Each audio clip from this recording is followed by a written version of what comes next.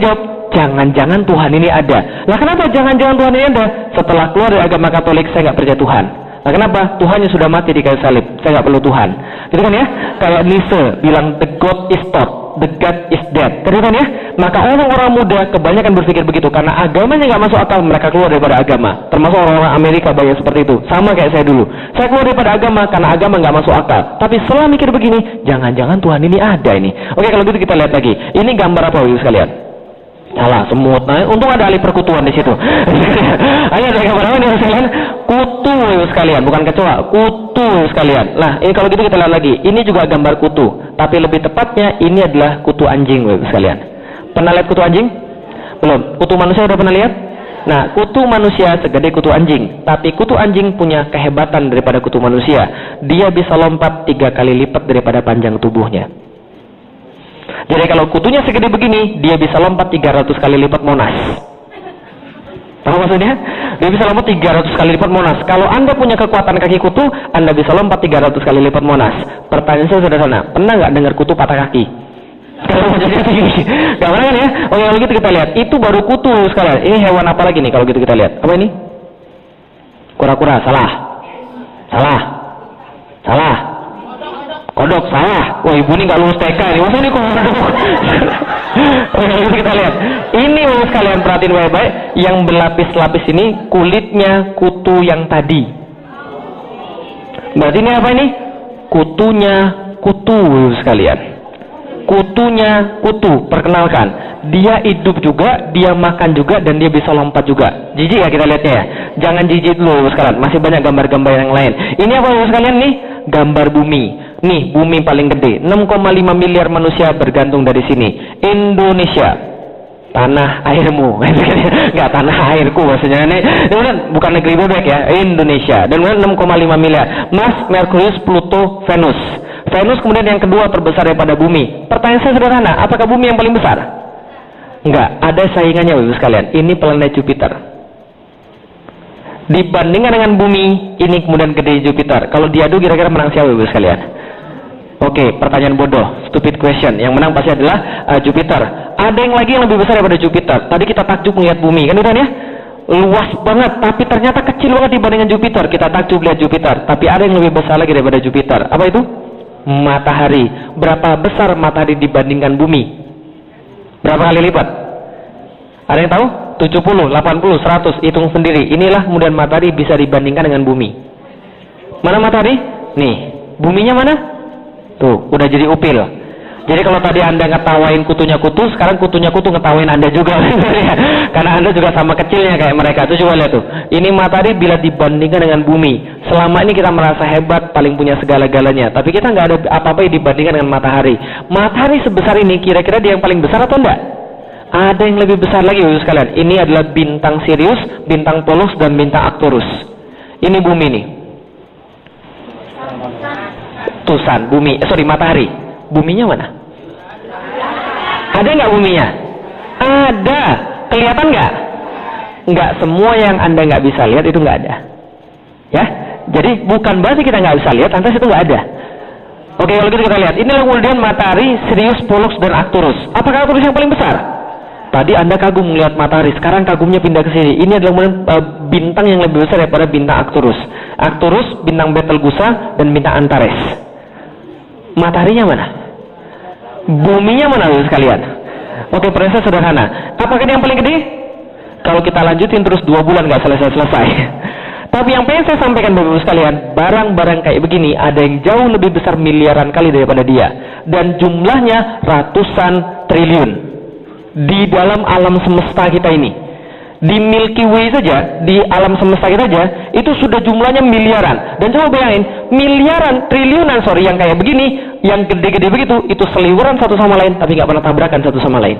Coba bayangkan begini, bumi dan segala isinya, termasuk kita yang lagi kurang pengajian di sini, dan berikut siklus, kemudian hidrolisis, siklus cuaca, siklus cahaya, topan yang ngantem Oklahoma yang tadi, dan mulai kita dengar itu, segala macam yang kemudian terjadi di bumi, dia muter bumi ini. Ketika dia muter, dia bawa bulan muter sama dia. Di saat yang sama, bumi dan bulan ini muter lagi sama matahari. Matahari bawa 8 planet yang lain yang sama kayak dia. Di saat yang sama, matanya juga muter sendiri dan juga muter lagi, dan miliaran triliunan kayak begitu muter nggak pernah tabrakan satu sama lain. Hebat ya sekalian. Oke, bayangin begini, ada perempatan utara, selatan, timur, barat, masing-masing 100 mobil 100 km per jam. Apa kemudian lewat shot begitu? Nggak mungkin. Maka betul, itulah yang namanya Tuhan pasti ada. Karena ada seorang matematikawan menghitung tentang alam semesta, dan dia menghitung berapa kemungkinan Tuhan tidak ada, atau berapa kemungkinan seluruh ini terjadi secara kebetulan. Dia dapat angka 1/10⁻⁰ 1/10 Ada yang guru matematik? Algoritma? Yang jago algoritma? Berapa ini angka 1/10⁻⁰ 1/10 Oh, benar itu. Bukan unlimited sebenarnya. Unlimited nol. Nah, berarti itu adalah mendekati nol. Artinya adalah apa? Oke, saya pengen jelaskan. Itu jawaban kemudian matematikanya. Tapi ingin saya jelaskan jawaban orang desonya yang lebih mudah dimengerti. Oke, saya kasih tahu. Kalau kemungkinannya 1/2, artinya apa? Setengah. Artinya di antara 2 tembakan 1 kena. Kira-kira ya? Kalau 1/4, di antara 4 tembakan 1 kena. Berarti semakin banyak yang bawah semakin nggak mungkin kan ya? Oke, kalau gitu kita lihat 1/10⁻10⁻1/2/3. Abaikan sepernya, kita urusin ini dulu. 10/10⁻1/2/3. Kalau 10/5 berapa? 100.000. Kalau 10/2 100. 10/3 1000. 10/n enggak. 10/n sama dengan 1 yang diikuti 0 sebanyak n.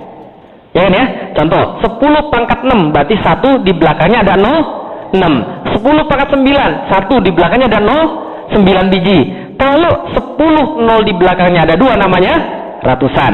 Kalau 1 0 di belakangnya ada 3 namanya ribuan. Kalau 1 0 di belakangnya ada 4 namanya puluhan ribu. Kalau di belakangnya 0 ada 6 namanya jutaan. Kalau 0-nya di belakang ada 1 2 3 namanya apa?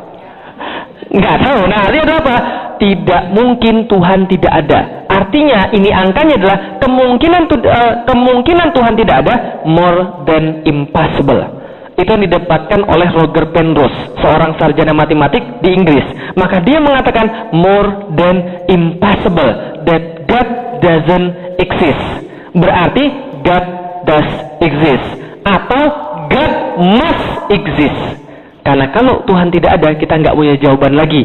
Gimana Tuhan ini gimana semua alam semesta bisa terjadi? Berarti apa yang dalam pikiran kita? Orang yang mikir nggak usah pakai agama, dia sudah pasti mengakui adanya Tuhan. Kalau ada orang kemudian nggak mengakui adanya Tuhan, berarti dia nggak sama sekali mikir, kan ya? Karena kalau kita mikir dikit aja, dapat itu Tuhan. Nggak usah banyak-banyak mikir, nggak usah susah-susah mikir, dapat Tuhan tanpa agama. Oke, kalau gitu saya dapat SMP kelas 3. SMP kelas 3 saya dapat Tuhan pasti ada. Saya kemudian mengakui Tuhan pasti ada. Pertanyaan berikutnya, ngapain Tuhan menciptakan saya? Apa kemudian agama yang benar? Ngapain Tuhan menciptakan saya? Oke, analoginya begini. Gambar apa dulu sekalian? HP. HP ini adalah ciptaan atau pencipta? Berarti setiap ciptaan pasti punya, selain pasti punya pencipta, pasti punya tujuan penciptaan. Pertanyaan kita kan ya? Oke, tujuan penciptaan HP untuk apa? SMS dan telepon. Supaya tetap bisa dipakai untuk SMS dan telepon, maka HP-nya harus dicas, harus lagi diaktifin, harus lagi diisi pulsa. Supaya tidak rusak, maka HP-nya tidak boleh dibanting, tidak boleh lagi dicelupin air, tidak boleh lagi dibakar. Oke, semua itu ada di mana? Aturannya dari mana? Manual instruction, betul? Apa jadinya kalau manual instruction-nya salah? Rusak, berarti tujuannya tidak tercapai, betul begitu?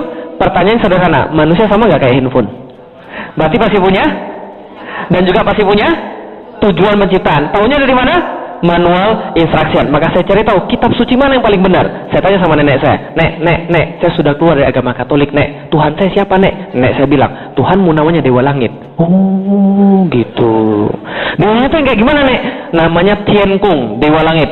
Tian-Kung adalah dewa yang paling hebat. Dia menguasai dewa-dewa yang lain. Oh, begitu. Dia kayak di mana, nek, Dewa Langit ini? Nenek saya bilang, oke, kalau gitu sini saya punya fotonya Dewa Langit. Ini adalah fotonya Dewa Langit. Saya kata, oh, kalau ini bukan Tuhan, nek. Lalu kenapa? Matanya ada 2, mulutnya ada 1. Berarti dia perlu makan dong. Kalau dia perlu makan, dia perlu ke belakang dong. Ini bukan Tuhan ini pastinya. Nah, kenapa? Karena saya tidak rela kalau Tuhan saya pernah diobrak-abrik sama keras sakti. Paham ya, saya Bapak sekalian? Maka ini bukan Tuhan. Karena dia bisa diobrak-abrik sama keras sakti. Oke, kalau ini bukan Tuhan, kalau gitu yang mana Tuhan? Apakah ini adalah Tuhan, Bapak sekalian? Kalau ada yang bilang ini adalah Tuhan, tanya, Tuhannya yang mana? Yang kiri atau yang kanan? Paham Bapak sekalian? Coba bayangkan baik-baik. Ini namanya sama, tapi bentuknya beda. Kenapa bentuknya beda tapi namanya sama? Ini yang terjadi kalau Anda coba-coba untuk menuhankan manusia atau memanusiakan Tuhan. Ya ini ya. Maksudnya gimana? Oke, orang India punya konsep tentang Tuhan. Tuhan itu harus bijaksana. Maka bijaksana menurut mereka harus banyak puasa. Kalau banyak puasa berarti kurus, kan ya? Kurus kemudian banyak puasa, kelihatannya cool, kan ya? Nah, terus orang Cina bilang, Tuhan siapa tuh keriting? Di sini nggak ada yang keriting, maka dia butuh Tuhan yang lain. Menurut saya bijaksana itu bukan banyak puasa, tapi menurut saya bijaksana itu dia bahagia, karena itu dia ketawa terus dan dia sejahtera, karena itu dia makan terus, kan ya? Nah, maka ini kemudian mereka punya persepsi masing-masing terhadap Tuhan mereka. Maka kalau Tuhan diserahkan pada manusia bentuknya, dia pasti bikin sembarangan. Tuhan Indonesia beda dengan Tuhan Hindu. Tuhan Hindu beda dengan Tuhan orang Cina, kan itu ya? Kalau dibiarin menurut akalnya masing-masing, menuhankan manusia atau memanusiakan Tuhan, muncul yang kayak begini. Apakah ini adalah Tuhan, Bapak sekalian? Tidak, ini bukan Tuhan. Kenapa ini bukan Tuhan? Camkan baik-baik, setiap yang punya bentuk seperti makhluk, dia tidak layak jadi Tuhan.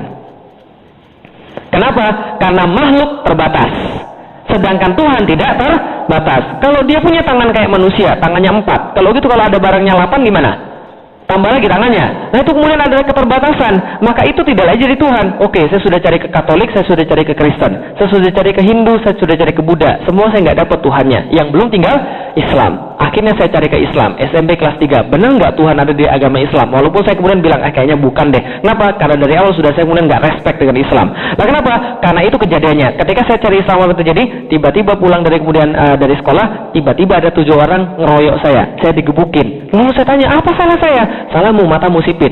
Oh, itu sekalian. Diskriminatif. Serius, saya tinggal di Palembang. Yang tahu orang Palembang pasti tahu bahwa Palembang itu sangat diskriminatif sekali pada masa saya itu. Lalu kemudian saya bilang, apakah begini agama yang benar? Kayaknya enggak deh. Enggak ada agama yang benar. Kesimpulan saya, SMP kelas 3 saya mulai berkesimpulan tidak ada agama yang benar. Yang saya yakin Tuhan itu ada. Karena saya sudah buktiin Tuhan dengan akal, tapi nggak ada agama yang benar. Maka saya melanjutkan hidup saya tanpa ada agama. Yang penting saya berbuat baik sama orang. Lalu kemudian berlanjut kepada SMA, lalu berlanjut pada kuliah. Pas kuliah itulah kemudian ada teman saya yang bilang, kamu benar-benar mau nyari kebenaran? Ikut dengan saya, kita diskusi dengan ustadz saya. Saya sudah bosan diskusi sama ustadz, di mana-mana sama aja. Enggak, coba ketemu dengan ustadz saya, orangnya masih muda, tapi ngomongannya penuh berkah. Akhirnya kemudian saya bilang, oke, nothing tulus. Saya coba datang aja ke dia. Ketika saya datang, ketemu dengan ustadznya, saya nggak kira, karena pandangan saya tentang ustadz kayak gimana? Pakai peci kan ya, pakai sorban kan ya. Semakin gede sorbannya semakin beriman kan ya. Jadi segede ban Vespa gitu kan ya. Jadi kemudian apa yang mungkin kita dengar tentang ustadz? Kemudian udah tua, jenggotan, kemudian pakai baju jubah dan ngomong angker katanya. Assalamualaikum warahmatullahi wabarakatuh. Jadi soalnya begitu. Ternyata saya ketemu adalah seorang anak muda dan dia tidak hanya paham tentang agama, tapi dia paham tentang kehidupan. Dan kemudian dia mampu menjelaskan segala macam fenomena-fenomena yang ada. Saya tertarik dengan saya bilang, Kang, kayaknya kita harus lanjut diskusi deh. Lalu dia bilang, kalau kamu memang serius mau lanjut diskusi, datang ke rumah saya. Bawa Alkitabmu dan saya akan bawa Al-Quran. Kita akan diskusi siapa Tuhan sebenarnya langsung dari kitab-kitab masing-masing. Saya bilang, saya nggak percaya lagi dengan Alkitab. Jadi kita bahas saja tentang Al-Quran, kita akan lihat siapa Tuhan yang sebenarnya. Oke, minggu depan saya datang ke rumah dia, dan ini adalah ayat yang dibacakan pertama kali pada saya. Zalikal kitabu la raiba fi hudalil muttaqin. Kitab ini tidak ada keraguan di dalamnya, petunjuk bagi orang-orang yang bertakwa. Pertama kali saya mendengar ayat ini, saya langsung bilang pada ustadznya, Kang, kalau gitu kitab ini salah. Loh, kenapa salah? Saya bilang begini, Tripitaka yang buat manusia, Weda yang buat manusia, Injil yang buat manusia, dan gak ada yang mengklaim kitabnya sempurna, karena mereka tahu buatan manusia tidak mungkin sempurna. Bagaimana mungkin manusia bisa menciptakan yang sempurna? Coba lihat buku-buku yang lain. Apa yang bisa kita buka pada kata pengantarnya? Tidak ada gading yang tidak retak. Kan ya? Begitupun juga dengan isi buku ini. Satu-satunya buku di dunia yang dalam kata pengantarnya mengatakan sempurna cuma Al-Quran. Maka saya katakan kitab ini salah, karena saya kira yang buat Al-Quran juga manusia. Maka dia bilang, enggak, yang buat ini bukan manusia. Yang buat ini langsung Tuhan pencipta semesta alam. Oh gitu, enggak mungkin banget masa Tuhan nulis lalu kasih pada manusia. Enggak mungkin banget. Dia bilang, enggak, tapi kita punya buktinya. Oke, tunjukkan buktinya pada saya. Dia bacakan surat yang sama dengan ayat yang berbeda. Wa in kuntum fi raibim mimma nazala ala dina fa'tu bi suratin min mithlih. Dan bila kalian tetap dalam keraguan dengan apa yang kami turunkan terhadap hamba kami Muhammad, maka datangkanlah satu surat yang semacamnya. Saya kaget ketika melihat surat ini dan ayat ini. Kenapa? Ini seolah-olah gebukin kepala saya, Bapak sekalian. Nah, kenapa bisa begitu? Coba baca baik-baik. Kalau Anda tetap dalam keraguan dengan apa yang kami turunkan pada Muhammad, silahkan datangkan satu surat yang semacamnya. Artinya apa? Nantang, Bapak sekalian. Jadi seolah-olah ngomong begini, udah delik, gak usah banyak ngomong delik, gini aja delik. Kalau kamu bisa berhasil mendatangkan yang semacam dengan Al-Quran, Al-Quran ikut kamu. Tapi kalau kamu nggak bisa, kamu ikut Al-Quran. Fair nggak Ibu sekalian? Fair. Kayak saya bilang gini, oke, Bapak Ibu sekalian yang berani, ayo sekarang berdiri kita berantem. Kalau Anda kalah, Anda jadi anak buah saya. Kalau saya kalah, saya jadi anak buah sampean. Fair nggak? Fair. Tapi Al-Quran tidak fair. Al-Quran katakan, wad'u syuhada'akum min dunillahi in kuntum shodikin. Penghinaan yang lebih lanjut lagi. Kalau Anda tidak mau sendiri, kalau Anda tidak berani sendiri, boleh maju semuanya. Asal jangan minta bantuan Allah. Kalau Anda memang merasa orang-orang yang benar, coba bayangin, tantangannya dinaikin lagi. Kalau tidak berani sendiri, boleh ajak seluruhnya. Tapi kemudian ketika saya tanya, ini serius nih, nggak ada yang bisa mendatangkan semacamnya. Ternyata setelah saya cari, sekalian, sampai detik saya berbicara, nggak ada yang bisa menjawab tantangan untuk mendatangkan semacam dengan Al-Quran. Sampai detik saya berbicara, kaget saya. Fa'ilan taf'alu walan taf'al, dan kalian tidak pernah mampu dan tidak akan pernah mampu. Coba bayangkan. Setelah kemudian saya melihat ini, saya pikir begini, Kang, kalau ini nggak ada yang mampu menjawab tantangannya, ini pasti bukan datang dari manusia. Maka ini pasti datang dari Tuhan. Karena sebagaimana saya mikir Tuhan untuk menciptakan semesta alam yang tidak mungkin tadi, berarti ini juga tidak mungkin ini. Sama, ini kayaknya pasti Tuhan ini. Maka saya katakan, berarti Tuhan saya namanya Allah. Nah, kenapa? Karena dia yang paling tahu tentang kelemahan manusia. Tuhan saya tahu namanya Allah, agama saya Islam, Rasul saya Muhammad. Kenapa? Karena ini yang mengantarkan saya pada Islam. Maka saya kemudian menjadi yakin, apa tujuan hidup manusia? Beribadah kepada Allah. Tahu dari mana? Wa ma khalaqtul jinna wal insa illa liya'budun. Di mana itu? Di Al-Quran. Kenapa percaya dengan Al-Quran? Karena tidak ada yang bisa mendatangkan yang semacamnya. Selesai. Tidak lagi muter-muter lagi. Betul begitu? Berarti kita itu kemudian beriman karena kita lemah. Karena Al-Quran melemahkan kita. Makanya mukjizat itu bukan artinya miracles. Jangan salah. Mukjizat itu asal katanya ajaza. Artinya lemah. Berarti mukjizat itu yang membuat orang itu merasa lemah di hadapan dia. Itulah Al-Quran itu. Gitu maksudnya. Nah, berarti ketika kita melihat bahwa tidak ada lagi pertanyaan, kenapa manusia lemah? Ya karena manusia nggak bisa apa-apa. Karena itu dia perlu Allah. Paham nggak ya sesuai sekalian? Nah, kalau itu akan mana selamati? Kembali lagi pada Allah. Kata siapa? Allah. Di dalam mana? Al-Quran. Ayat mana yang bilang begitu? Kok lupa? Ada mana yang bilang itu? Inna lillahi wa inna ilaihi rojiun. Itu ayat Quran itu. Nah, maka kita kembali lagi pada Allah. Tapi Allah kemudian kasih tahu kita bahwa tidak hanya kembali, kita akan dihisab berdasarkan aturan yang diberikan pada kita. Inilah yang namanya akidah Islam. Keyakinan 100% bahwa ada Tuhan pencipta semesta alam yang dia buktikan dengan akal dan itu menghujam sehingga dia tidak bisa nafikan lagi. Setelah itu kemudian dia buktikan bahwa Tuhan itu adalah Allah dan dia tahu dia akan kembali pada Allah, sure 100%. Dia yakin 100% dan dia yakin ketika dikembalikan bahwa dia akan dihisab oleh Allah berdasarkan apa? Aturan-aturan yang Allah berikan tatkala dia dikasih ke dunia. Contoh, ada yang di sini karyawan? Semua karyawan. Ketika Anda kerja di karyawan, pas mau kemudian ngantor, sebelum ngantor, ketemu bos, habis interview, suruh tanda tangan kontrak kan udah sekalian kan ya? Di kontraknya ada aturan-aturan. Betul begitu? Contoh, masuk kerja jam berapa? Jam 8. Ternyata ketika sudah Anda kemudian sudah tanda tangan masuk kerja jam 8, Anda besok masuk jam 9. Apa yang terjadi? Supervisor enggak jahat banget tulisannya. Enggak ada sebuah gitu. Langsung dikeluarin. Enggak, pertama-tama dikasih apa dulu? Warning. SP1. Dek, besok jangan telat lagi ya. Ini peringatan pertama buat kamu. Besoknya malah datang jam 11 sekalian. Apa itu jadi? SP2. Ini peringatan kedua buat kamu. Kalau kamu lakukan lagi, kamu akan dapat SP3. Masih lagi mana besok telat lagi. Apa itu jadi? SP3. Tolong kamu cari bos yang lain saja. Kita nggak bisa lagi mengakomodasi Anda. Betul begitu? Sama kayak kita nggak dengan Allah. Sama tatkala kita diturunkan ke dunia, kita disuruh tanda tangan surat kontrak. Masih kan nggak surat kontraknya Pak? Bukan syahadat. Apa surat kontrak? Tatkala kita turun ke dunia. Alastu bi rabbikum. Ini ya, apakah aku adalah Tuhan kalian? Kita jawab apa? Bala syahidna. Kami tanda tangan. Iya, kami akui kamu adalah Tuhan saya. Allah turunkan ke dunia. Oke, nih saya kasih nih aturan-aturan. Biar kamu nggak salah di dunia. Biar kamu tetap bisa tujuannya tercapai. Kayak HP tadi kini, kami kasih kemudian manual instruction supaya Anda baik di dunia. Anda nggak salah, Anda nggak miskin, Anda nggak rusak di dunia. Ternyata kita abaikan, kita nggak pakai. Apa yang Allah lakukan? SP1 banjir sekalian. Semalam tuh banjir lagi di Jakarta tuh. Kan ya? Macet total selama 7 jam. Nah, apalagi kemudian masih nggak mau tobat lagi, bikin maksiat lagi dia, nggak mau pakai aturan. Apalagi yang Allah kasih? SP2 tsunami. Masih nggak mau lagi. SP3 gempa bumi. Untung Allah baik. nggak langsung dipecat, suruh cari Tuhan yang lain, kan gitu kan ya. Kalau suruh cari Tuhan yang lain repot juga kan ya. Tapi kita dikasih SP4, SP5, SP6 sampai kita mau sadar. Allah katakan, "Dhaharal fasadu fil barri wal bahri bima kasabat aydin nas." Sesungguhnya kerusakan di daratan, kerusakan di lautan, yang semua kita ceritakan termasuk di negeri bebek, gara-gara Anda berpaling daripada Allah. Allah cuma merasakan sebagian daripada kerusakan yang Anda buat agar Anda mau kembali kepada Allah. Coba bayangkan, itu kemudian yang menjadi masalahnya. Tapi ternyata kita nggak sadar-sadar. Maka inilah kemudian namanya akidah. Why? Kenapa harus Islam? Jelaskan ya? Oke, ini materinya. Selesai. Ada pertanyaan, silahkan. Jelaskan ya? Jadi kalau berislam itu sekarang harus jelas. Lah kenapa? Karena memang ini kemudian jawabannya. Gitu. Jadi kita pede itu bukan karena kekuatan kita, justru karena kelemahan kita. Saya masuk Islam tahun 2002. 3 minggu kemudian saya bilang sama bapak ibu saya masuk Islam. Ngamuk mereka. Terus mereka bilang, ngapain kamu masuk Islam? Kamu tuh orang Cina, tahu nggak? Cina tuh nggak bisa masuk Islam, ya. Pokoknya gitu-gitulah. Nenek saya bilang, kamu boleh masuk agama yang lain asal jangan Islam, ya. Pokoknya Islam tuh bukan Islam, Cina tuh bukan Islam pokoknya. Nah saya katakan, enggak, ini kemudian ini. Oke, mereka marah. Terus mereka bilang gini, kamu tuh belum tahu tentang agama Katolik. Kalau kamu tahu, kamu pasti akan balik lagi ke agama Katolik. Saya bilang begini, ibu bapak saya, mami papi saya dulu adalah sekuler. Dulunya sekuler. Mereka tuh dulu nggak mau nganterin saya ke gereja.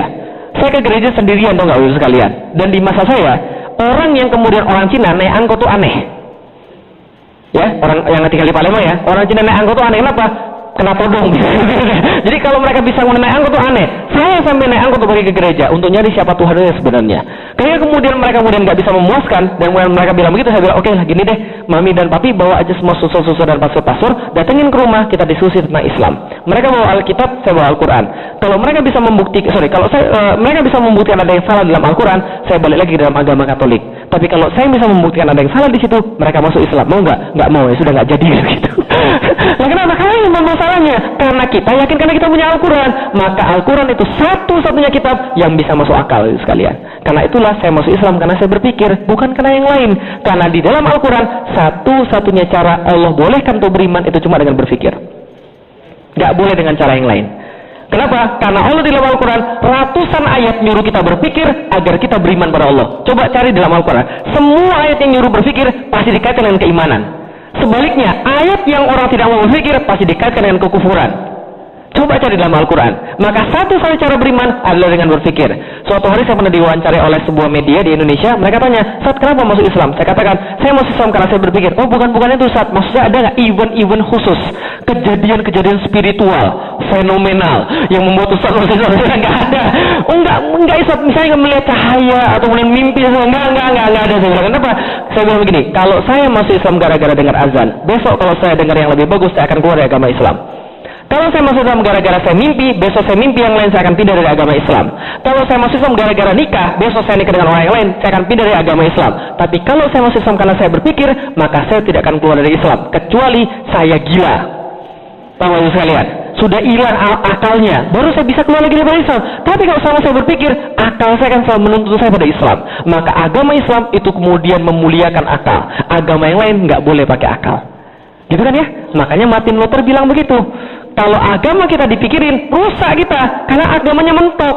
Itu maksudnya. Tapi kalau agama Islam dipikirin, tambah cemerlang dia. Alladzina yazkurunallah qiyama wa qu'uda wa ala junubihim. Yang mengingat Allah ketika dalam keadaan berdiri, duduk, dan kemudian berbaring. Yang kemudian berpikir tentang penciptaan Allah. Ma khalaqta hadza batilan. Benar, enggak ada yang sia-sia penciptaan Allah. Subhanaka faqina azabannar. Maha suci Engkau dan jagalah kami dari api neraka. Tapi orang-orang masuk neraka dikaitkan dengan yang tidak berpikir. Wal qadarna li jahannama katsirun minal jinni wal insi lahum qulubu la yafqahuna biha.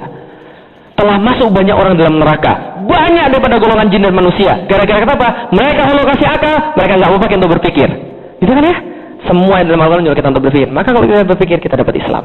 Itu masalahnya sekarang. Jadi tugas kita adalah bagaimana caranya memberikan ayat-ayat kauniyah ini atau ayat-ayat kemudian yang di dalam Al-Quran itu untuk kemudian mereka sadar bahwa Tuhan pasti ada. Maka Imam Syafi'i mengatakan seorang anak yang baru balik, yang sudah mukallaf, kewajiban orang tuanya bukan maksa mereka Islam, tapi kewajiban orang tuanya menuntun mereka berpikir agar mereka tahu Tuhan mereka adalah Allah.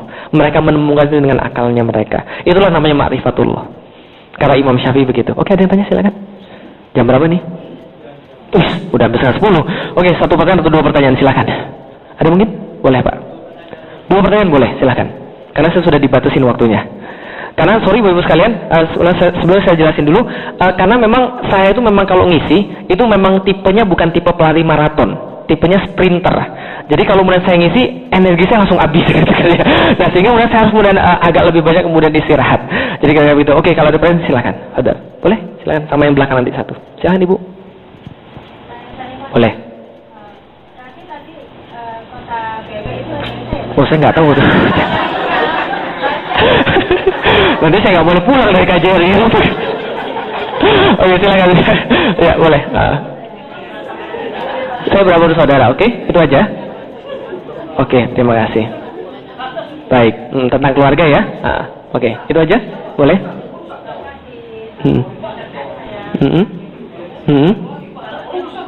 Oke.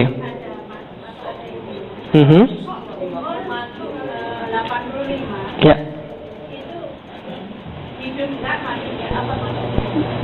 85 hidup nggak mati nggak? Kayaknya saya nggak pernah ngomong itu deh. Oh, hidup segan mati tak mau kan? Oh ya, saya ingat. Ketika saya menceritakan tentang Muhammad Al-Fatih. Oke, baik, terima kasih. Ada yang lain? Oke, silakan nanti sama Bapak, silakan. Kita kumpulin dulu semua. Waalaikumsalam warahmatullahi wabarakatuh.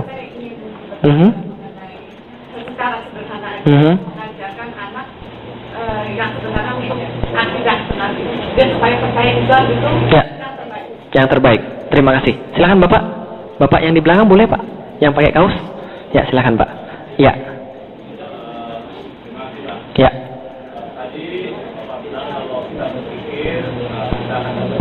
Ya.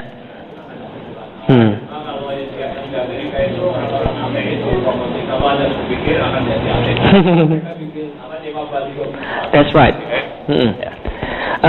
Religion is for people who are too lazy to think. Itu kan kata mereka kan ya? Saya tahu semua karena saya pernah ateis. Oke. Jadi menurut Bapak maksudnya apa? Pertanyaannya? Pertanyaannya yang benar yang mana?